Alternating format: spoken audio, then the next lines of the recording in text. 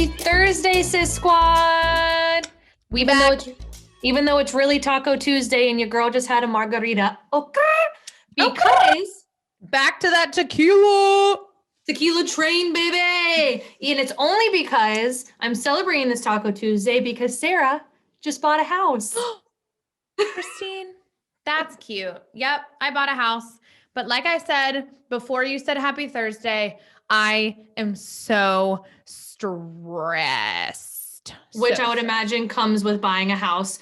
This house that Sarah bought, you guys, is straight out of a time capsule. It came straight out of the 70s, bright red orange carpet. Sarah, we need to put that on the story so the Sis Squad can fully understand like what you just bought. You guys, the only thing that I have like okay, so there's hardwood underneath of this god-awful blood orange carpet, but yes, we'll definitely put some pictures up on the story.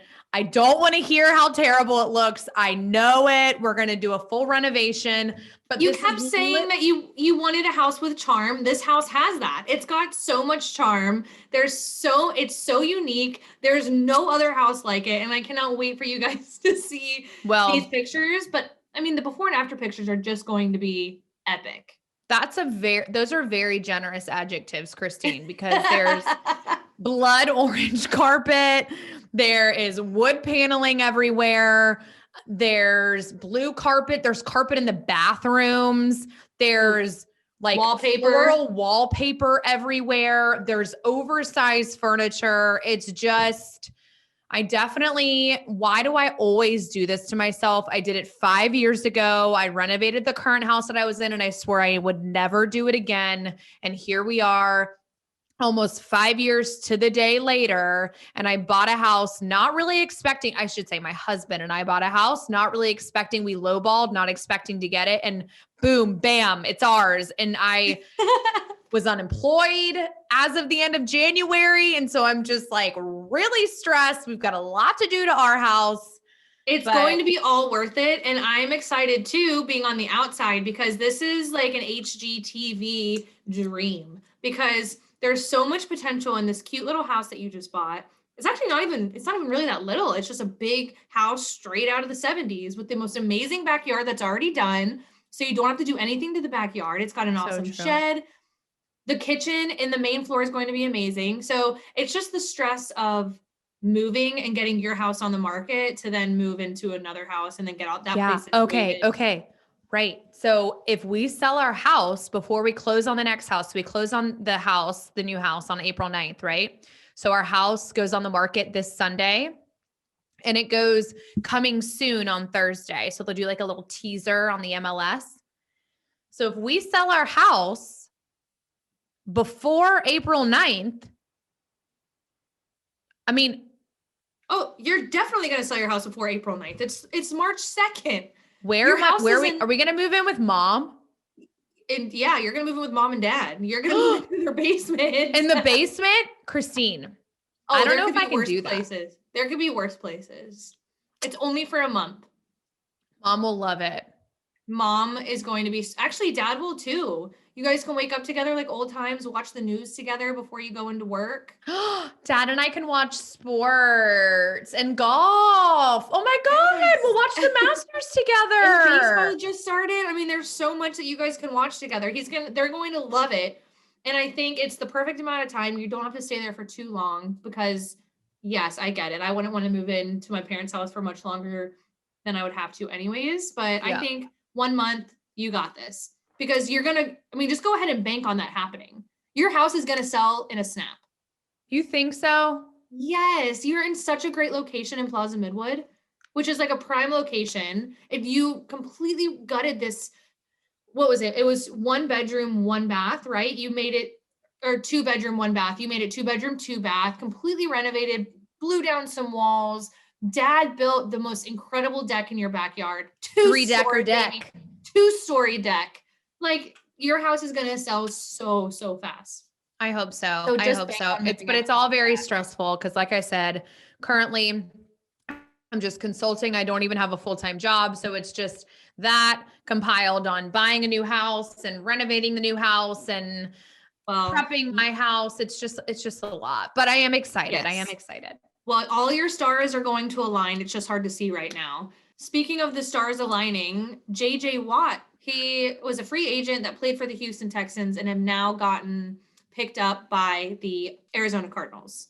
Yes. Yeah. And I think what's very unique about this situation is like JJ Watt. Okay. So first of all, JJ Watt, he's 32 years old. He has been a lifer with the Houston Texans, right? What that means is he was drafted by the Houston Texans. 10 years later, he's still was with the Houston Texans until 17 days ago, at which point they decided to part ways. And he was kind of shopping around, right?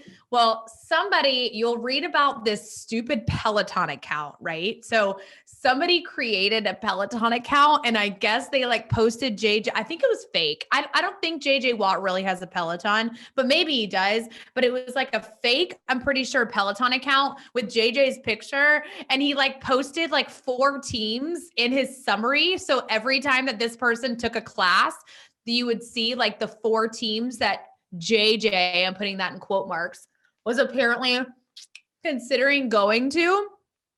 And not one of them was Arizona. So I just read an article before we hopped on. I'm pretty sure the Peloton thing was fake. I don't think it was actually JJ, but the Peloton thing, on top of him coming out as soon as he was released from the Houston Texans, telling in his own words on his Instagram in a video of that he was leaving and I wanted you to hear it from me, to fast forward 17 days and he comes out with this like, I said it was epic. I just like, after I had time to like mull on it, I like don't really know what to say about his announcement, except just like. There were no words really. It was a picture of him working out under a barbell with an Arizona Cardinals shirt on. And the caption was, "Source, me." Source, me. Because I guess, with anything in sports, you have to have a source for your information. Well, he came out and was like, "I'm my own information." But the source is me. Here's the thing. I just feel like the post could have been like a little bit more organic. Like it was just so like.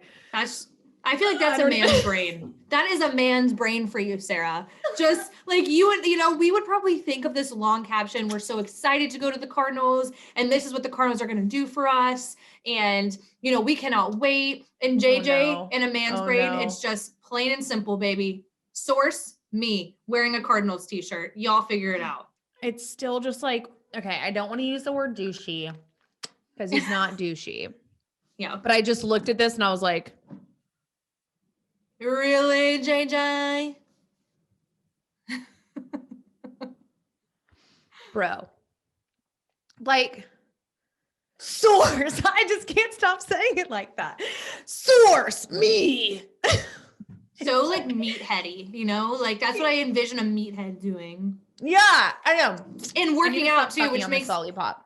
You do have to stop chewing that because I'm listening to you suck it in the microphone. Sorry. It's horrible. I'm sorry, but yes, I just think that like JJ could have done it. When I mean organic, I don't mean he needed to come out with like a whole soliloquy, like his, whatever, whenever he left the Texans. I'm just saying it would have been nice if he would have just been like, "You heard it here first. I'm going to the Arizona Cardinals." Not like this, like he's like holding a barbell and like looking out and like, "Source, me," and like with the Arizona across his shirt. And I'm just like, okay, that's how you chose to do it. But anyway, let's fast forward to his choice of the Arizona Cardinals, because everybody was like, what? This was not even one of the teams that we thought. And, neither his Peloton account or whoever's Peloton account that claimed to be JJ Watt didn't have any of these teams either. Everybody was thinking Buffalo. I don't even remember the other ones. But like I said, there were like 3 to 4 contenders that he would go to, right? The Arizona Cardinals were not on anybody's radar. But let me tell you why it makes sense. So first and foremost, he's going to be teaming up with the other defensive end, Chandler Jones. And between the two of them, they are number 1.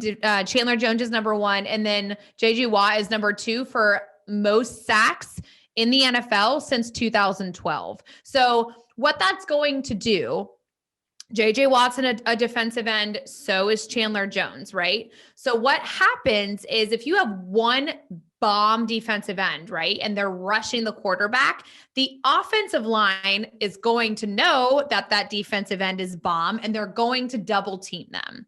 So what ends up happening when you have two is the offensive line can't double team both. There's not enough players to do that, right? So you end up getting more sacks and having a more productive defense, one that's going to rush the quarterback a little bit more and, make him make, hopefully some dumb throws, have some interceptions, hopefully you get a sack, whatever.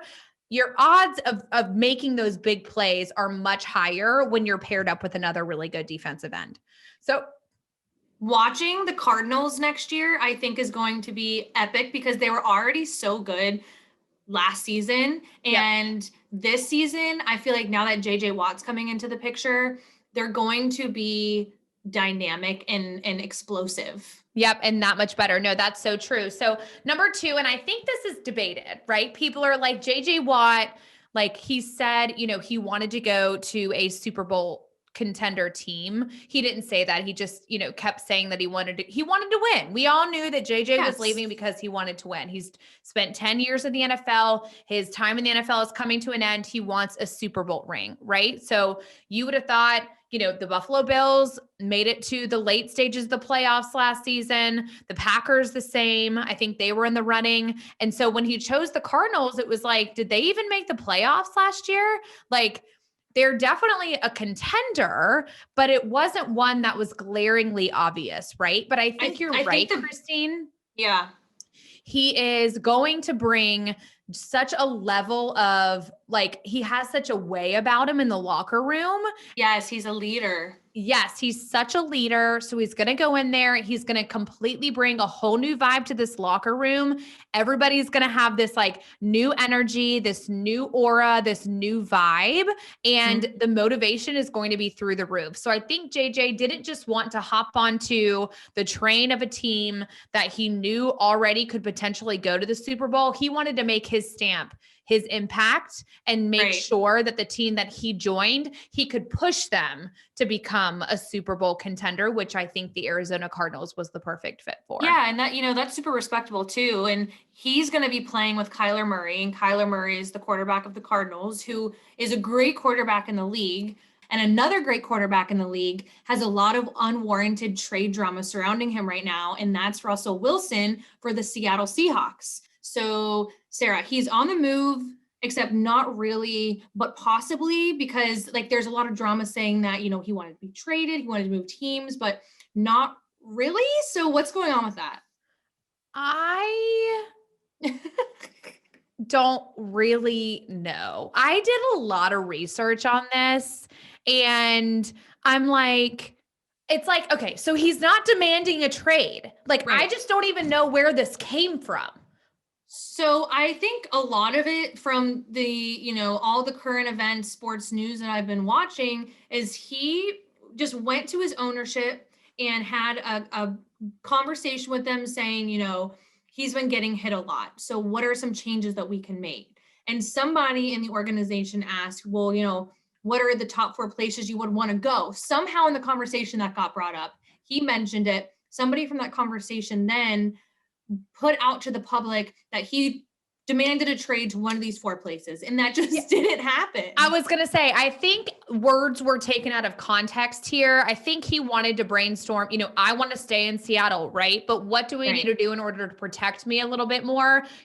3 years ago, you look at the Seattle Seahawks, their offensive line was amazing. They were strong. Russell Wilson was, quick. He still is quick, but he just had a lot more flexibility in the pocket, in and out of the pocket, because his offensive line was very strong. And so I think what he was trying to do with them is, can I help with, or maybe lend some advice into who we choose to be on our offensive line? Let me kind of make these decisions for the team.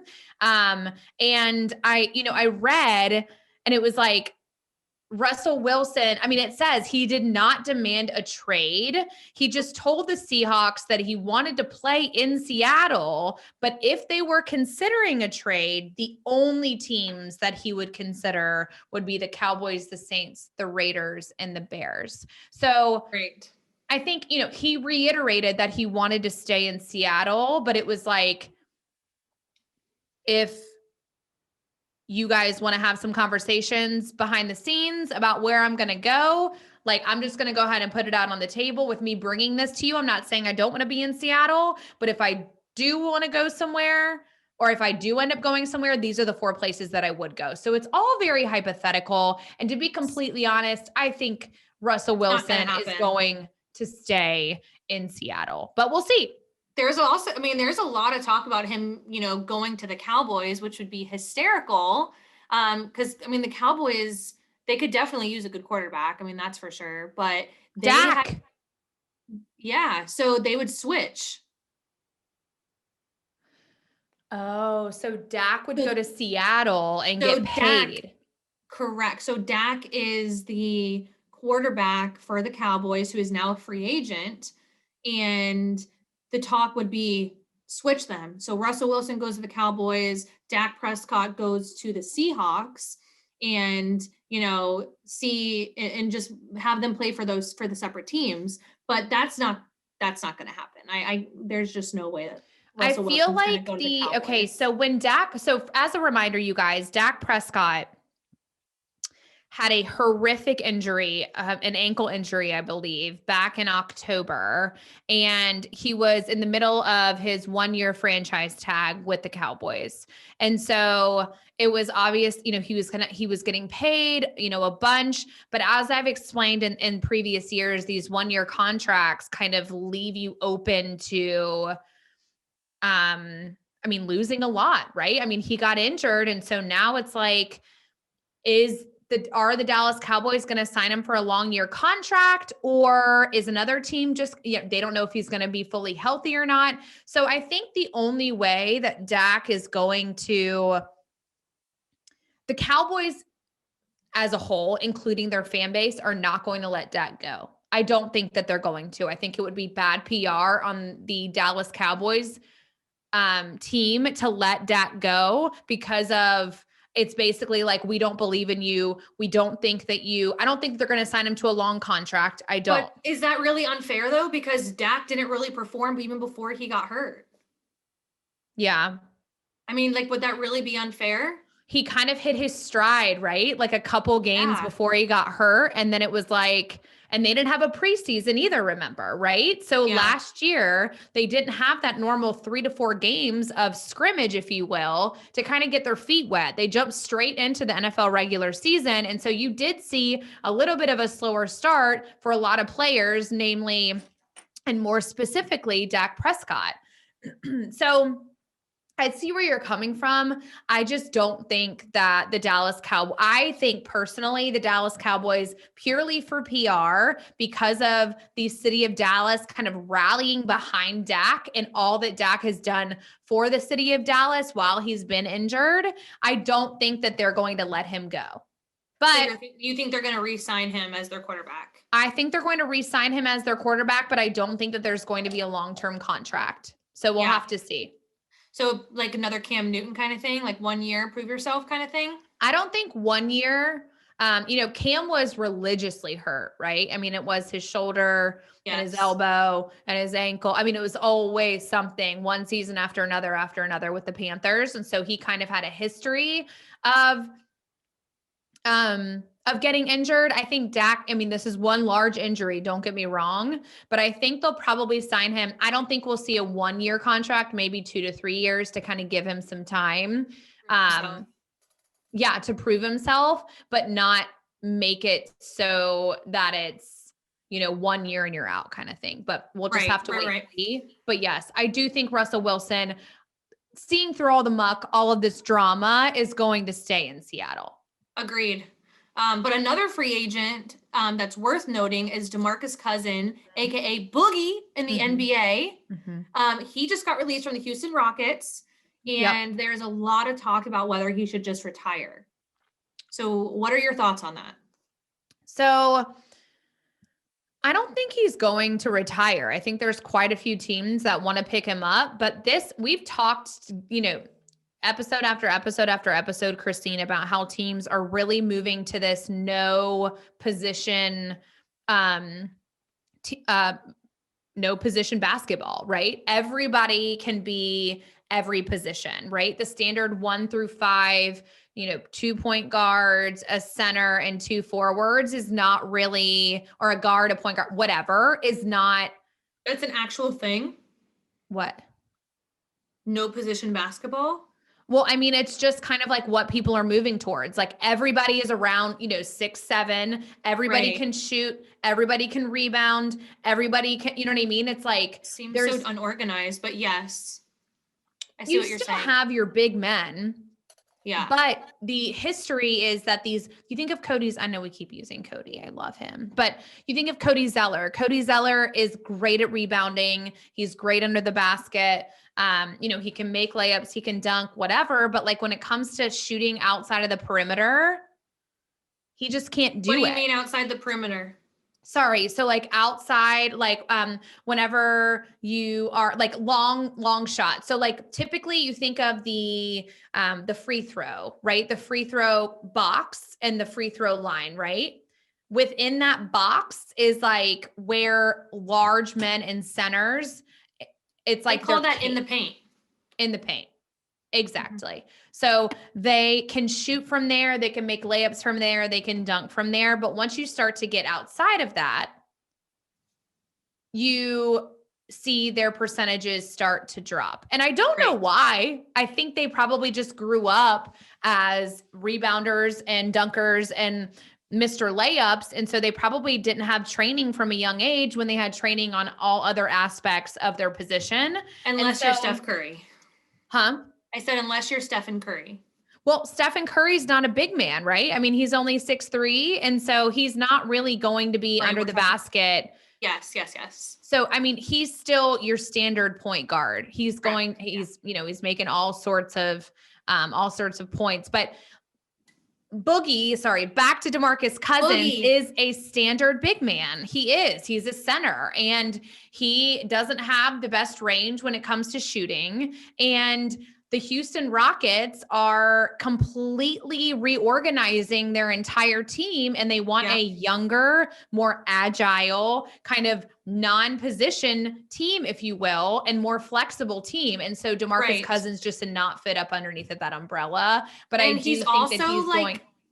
He's also 7 feet tall, Sarah. So can you, or like 7'2", something insane. Can you imagine being that tall? You're so prone to injury, and he has been riddled with injury his whole career. Yeah, I know. But I don't think he's done. I think there's plenty of teams that need a good big man. I mean, I don't even know if he's considering the Hornets. I read an article that the Lakers were considering him, but they haven't. So he's been a free agent now for technically 8 days. I think he got released the end of the day last Monday. And so it's not official on where he's going, but I do not think that he's going to retire. I do think we'll see him with another team for at least another year, and then we'll kind of see. But how old is he? 30. Yeah, he's 30. He's 30 years old. He's had 4 All-Star appearances, which the All-Star weekend is coming up this weekend.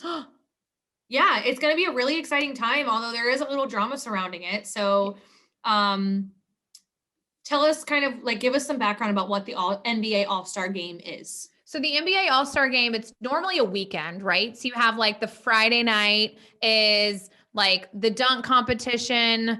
There's like all these exhibition activities. It's so fun to watch. All the celebrities historically come to it.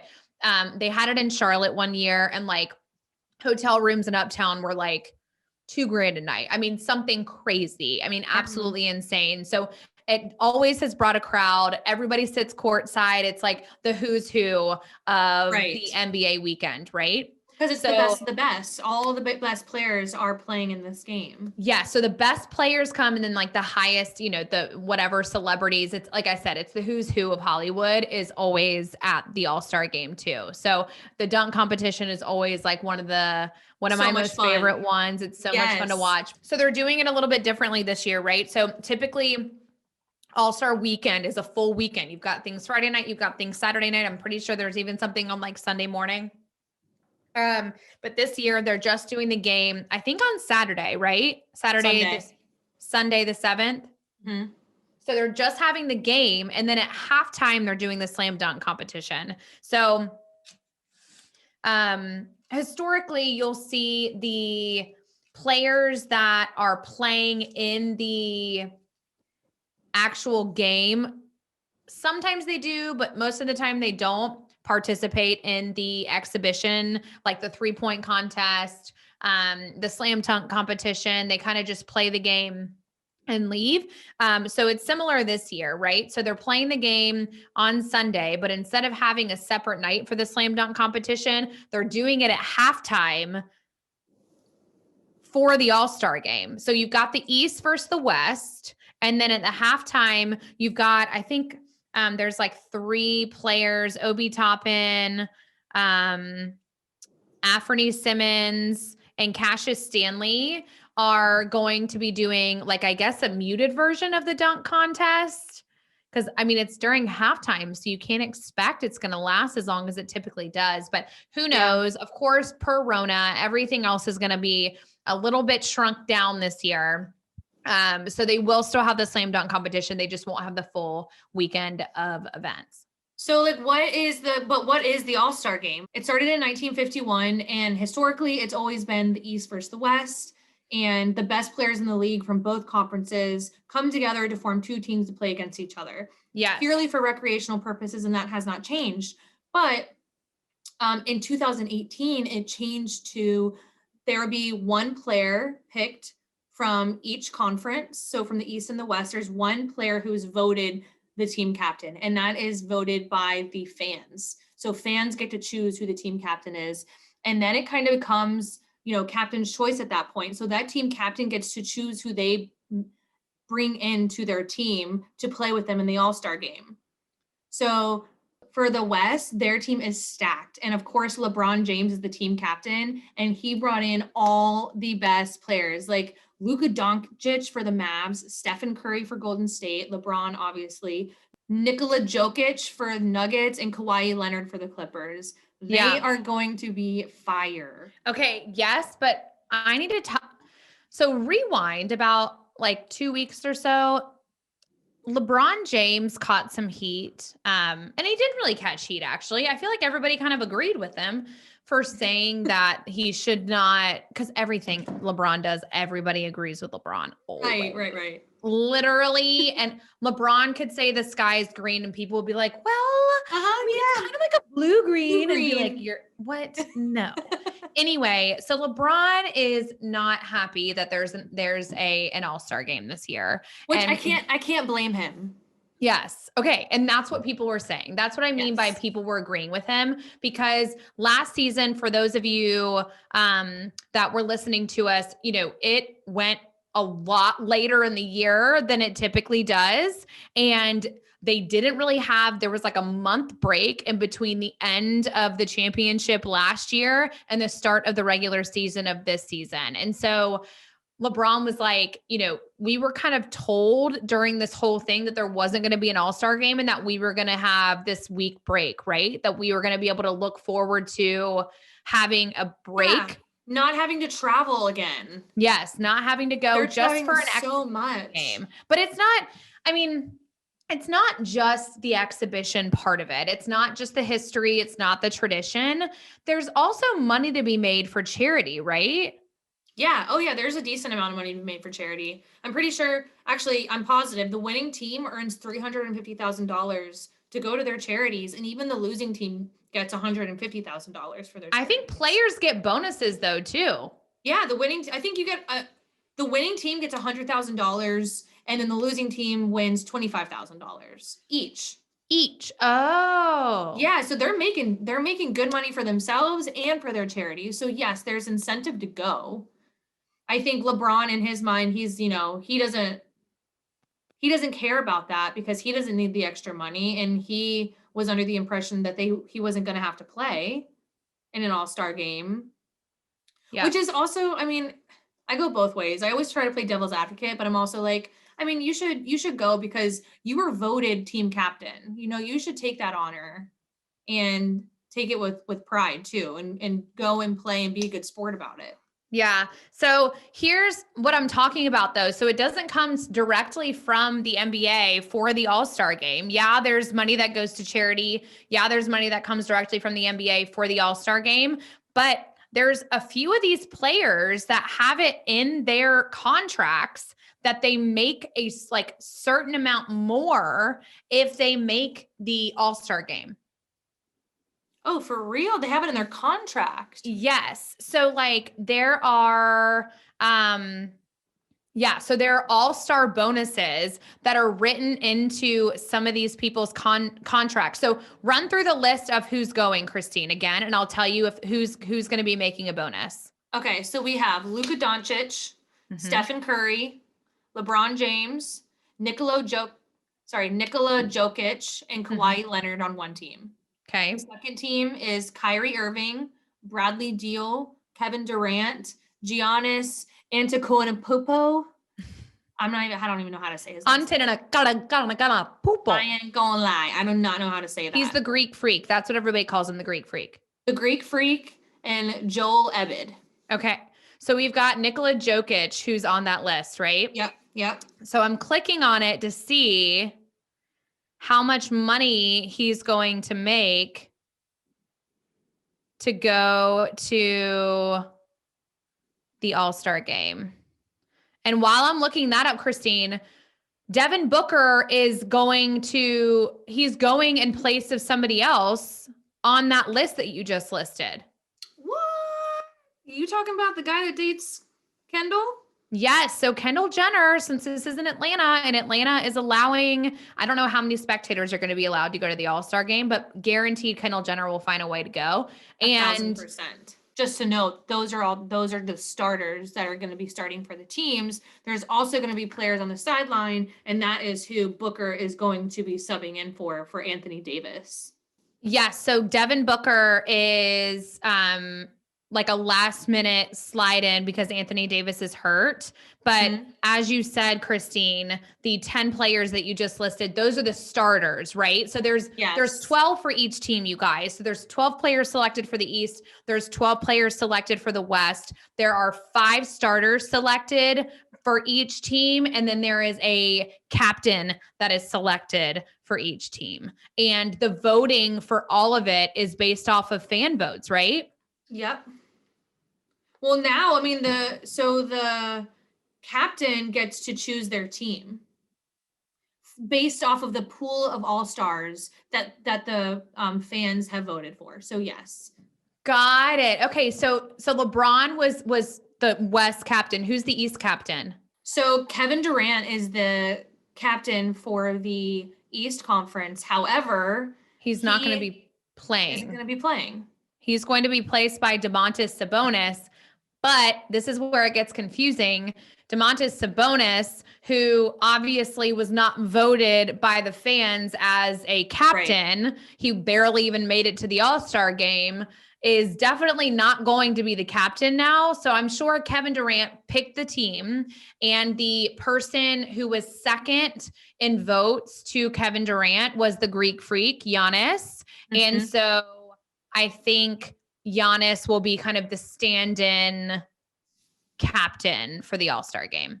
I think that's fair. Yeah. So what we typically see in the All-Star game, you guys. So yes, it's definitely been, historically a fun weekend to watch. It's always a big deal. Makes whatever city that it goes to a lot of money historically. Obviously, this year is going to be a little bit different because of COVID. So the game is purely for fun. It doesn't mean anything. Obviously, it's for charity, right? So whoever wins, money goes to specific charities. As we talked earlier, there are some players, I think just one who's going this year, Nikola Jokic, and maybe some people that aren't starting who have additional bonuses. But all of that to say, the players go to have a good time. They go to play, obviously, and to give a show to everybody at home. But historically, you won't see much defense because these players are professional athletes and they don't obviously want to hurt themselves. Right. So it's kind of like fun, but not really that fun to watch because it's like these players are trying, but not really trying in the game. Yes, It's like, Exactly. I mean, it's kind of like preseason football, you know? It's like, okay, you're excited that football is on, but like, you know that they're not going to be putting their all into it. So it's just, it is kind of cool to see them out having a good time. I like to see the exhibition contests more than I like to see the actual game. So Me I'm too. definitely going to be tuning in for halftime, but I'm sad we're not going to get, the 3-point competition Right. and whatever else is on A the exhibition shortened, list. a Yeah, it's shortened all slam dunk shortened contest. and shoved into one day. Yeah. Well, we do, before we move forward into who you got, we need to talk Tiger Woods, Sarah, just to give a brief rundown about what's going on with him. He's healing, but kind of just give us a brief, update. Yes, for sure. So, I do these things on the story, you guys. And I was telling Christine, I get sucked into them. And an hour and a half later, I'm like, what did I even just do with my life? Like, it's crazy. But anyways, now I'm pretty much an expert on the timeline of Tiger Woods, right? So February 22nd, which was last Monday, Tiger started recording a show in California. It was in Santa Monica, I'm pretty sure. And it's basically the content of the show is teaching celebrities how to golf. So Dwayne Wade posted a picture with him, David Spade, Jada Pinkett Smith, and that was the first day, right? I think he just like takes them out, trains them. It's like a reality show. It's apparently supposed to be kind of funny, whatever. So the second day, which was February 23rd, the infamous day of February 23rd, Tiger was driving back to the golf course early in the morning. It was around 7 a.m. And apparently he was driving a little bit faster than you should be going. I don't know the exact words used by the LA Sheriff's Office, but a little bit elevated, basically. It wasn't speeding. Right. It wasn't the speed limit. It was just kind of somewhere in between. So he was definitely trying to get there quickly. And on his way there, he hit the center divider, which I posted a picture on the story of. It was like the cement divider. There were some plants in the middle, but it was mostly cement. He hit the wall, rolled almost 100 feet, and broke his right leg in 2 pieces. I mean, there were bones sticking out everywhere. He could not walk on his own, obviously, and they had to cut him out of the vehicle with the jaws of life. Immediately, he's just lucky to be alive. Yes. Oh my gosh, absolutely. So immediately after the crash, obviously the first thing that I thought of was his last crash, right? I mean, it was I think the wee hours of the morning. I don't think it was like 7 a.m., but it was pretty early in the morning. And I was like, dang, like I really hope, Tiger Woods just came off of a back surgery. He's already gone through, rehab to come off of opioids once. I just hope it's not a second incident of this happening, right? That he was driving impaired and rolled off of the road. But the statements as of right now, it has come out that the police did not notice any sort of impairment, that it was just a freak accident. He was on his way to meet Justin Herbert, who is the quarterback for the LA Chargers, and Drew Brees, who is the I think soon to be retired officially quarterback for the New Orleans Saints. So crazy. He's better though, and he's recovering.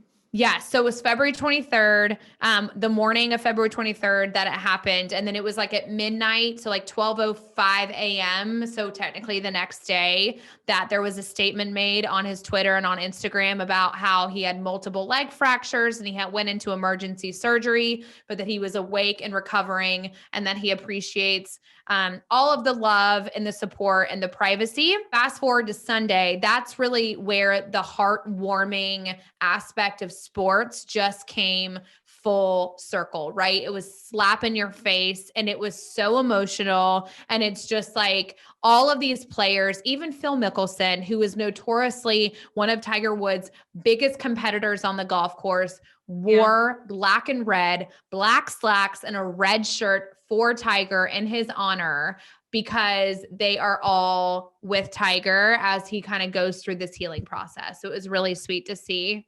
Ripped my heart out. I mean, I just got the goosebumps when I saw everybody come together in the golf community. supporting Tiger, there for him. I mean, he's a legend. Everyone Yes. respects him, even his biggest competitors. Absolutely. Absolutely. So that's kind of the gist of the Tiger situation. And as we hear more about his recovery, you know, the biggest question, is he going to make the Masters? I think it was kind of up in the air because of his back surgery. He wasn't Probably sure if not. he was going to make it. You know, he was very hopeful he was going to make it, but he wasn't sure because of his back surgery. But I think now, unfortunately, him going to the Masters is off the table. So it just won't be the same, but hopefully they do some sort of tribute to him. Yes, definitely. All right, so on to who you got now. So we have no NBA games this weekend because of the All-Star game. So we're going to do all NCAA games. Okay. And NCAA is getting hot. And we're going to go all into March Madness for you guys next week because March Madness starts March 18th. So it'll kind of be a perfect time to discuss March Madness, what it is, you know, why we do brackets and what that means. So with that being said, we have 3 games this weekend. Okay. We did terrible last weekend, but okay, go ahead. I know. So we got Wisconsin, which is, I don't know why I always say Wisconsin. It's Wisconsin. I always add an N. I don't know why I do that. Did you pick them to win? So Wisconsin was a 25 seed versus Iowa, who's 5. Oh, I see what you did there, Sarah. I see what you did.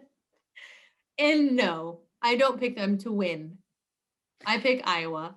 I know nothing about either one of these teams. Literally, all I know about Wisconsin is that Frank Kaminsky, the big old Frank the Tank,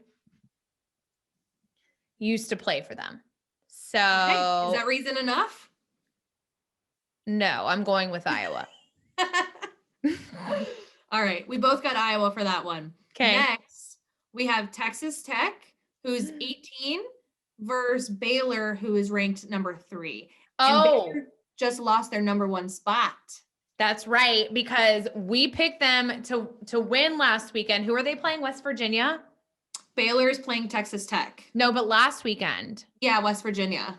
And we both picked Baylor to beat them, but West Virginia upset Baylor and Baylor lost their number 1 spot. They're now number 3. So sorry, Michael. I hate to break it to you because Christine's husband went to Texas Tech, but they're definitely not going to lose 2 in a row. I think I'm going to choose Texas Tech. Bombs. Boom. I'm going for the serious upset here. Obviously. You're a Texas Tech household. You have to. I have to. I just have to. Last but not least, we have Michigan, who is number 2, playing Michigan State, who is, I have no number next to, which I'm assuming means that they are not ranked. Michigan. Duh. Michigan State. I don't know. Do they have that same coach they've had forever? I even forget his name. But Michigan State has kind of been null and void for a while. I hope there's no Michigan State fans out there. I'm sorry. But and if you Michigan, I mean, I know it's a huge rivalry, you guys. Michigan and Michigan State have always been a gigantic rivalry, right? Mm-hmm. Michigan's not going to lose this game. Agreed. I have Michigan winning this one all the way. So that concludes episode 21 of It's Sports Sis. We love you guys. And don't forget to now subscribe to our podcast, but also subscribe to our YouTube channel. Yes! Because we are live, baby, on YouTube. You get to see our faces. You get to see our faces. So you can watch us, you can listen to us, follow us on Instagram, and we'll see you guys next week. Toodaloo.